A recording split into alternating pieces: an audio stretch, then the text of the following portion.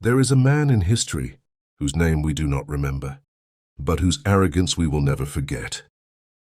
He is not just a ruler, he is a symbol of what happens when power divorces itself from humility.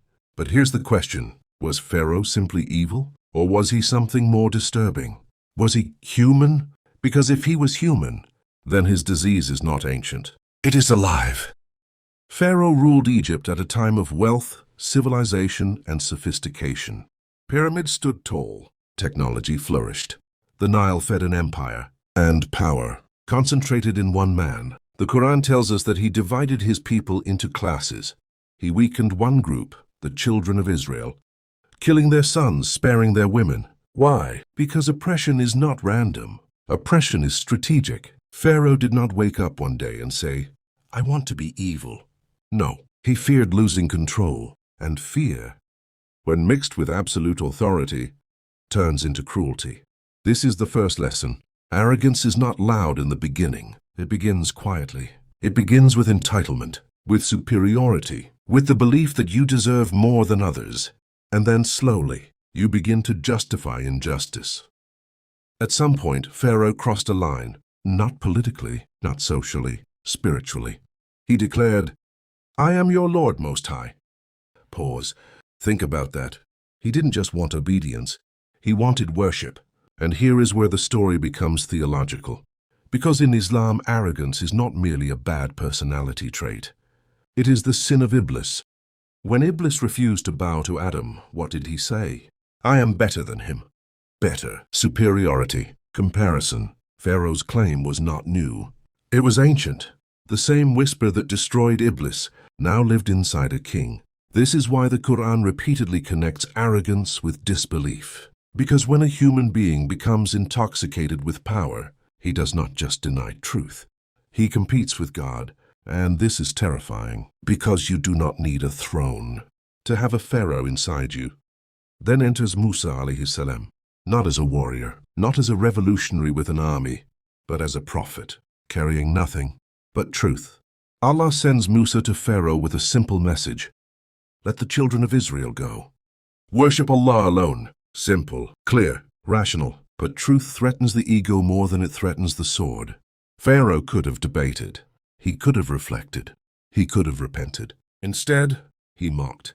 He belittled Musa. He accused him of madness. He called him a magician. Notice something. Tyrants rarely engage with ideas. They attack the person. Because if the message is true, their entire identity collapses. And Pharaoh's identity was built on being untouchable. Then came the signs. The staff turning into a serpent. The magicians witnessing something beyond illusion. And falling into prostration. Pause. Imagine the scene. The most skilled magicians in Egypt, men who understood deception, immediately recognized truth. And Pharaoh? He saw the same miracle, but interpreted it differently. Why? Because evidence does not change a heart that is committed to arrogance. Then came the plagues, floods, locusts, frogs, blood. Each one a warning, each one an opportunity. Each time Pharaoh would promise, "Remove this from us and we will believe."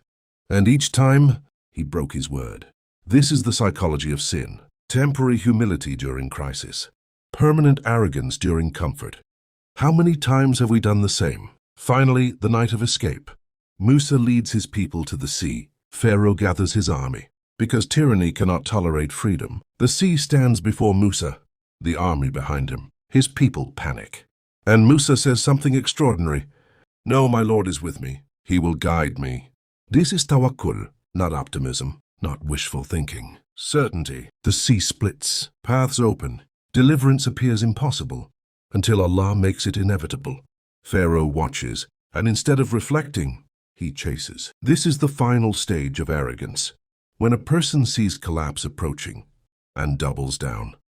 And then the sea closes. Power dissolves. The king who claimed divinity is reduced to a drowning man. And in that moment, when death becomes real, he says, "I believe." But belief at the edge of annihilation is not transformation.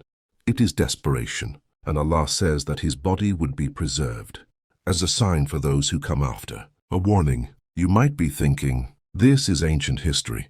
But is it? Pharaoh is not just a man. He is a pattern. Whenever power lacks accountability, Pharaoh lives. Whenever knowledge produces arrogance instead of humility, Pharaoh lives. Whenever we think our wealth, our degrees, our status, our followers make us superior, Pharaoh whispers, the Qur'an does not repeat this story for entertainment. It repeats it because we are forgetful. We forget how fragile we are. Pharaoh had armies, technology, civilization, and yet water, just water, ended him. The same element that gave Egypt life became the instrument of its tyrant's death. There is poetry in divine justice. So here is the uncomfortable question. If Musa knocked on your door tonight, what would he challenge in you? Your pride, your habits, your attachments, your silent injustices? We love the story because we are not Pharaoh. Or are we? Arrogance is not always loud. Sometimes it is subtle. Sometimes it is spiritual arrogance. Sometimes intellectual. Sometimes moral. The cure? Remembering who you are. A servant, created from dust, sustained by mercy, dependent every second. Pharaoh wanted immortality through control. But true immortality comes through submission. And that is the paradox of Islam. The more you surrender to Allah, the freer you become. May we never drown in our own ego, and may we recognize the Pharaoh within before the sea closes. And Allah knows best.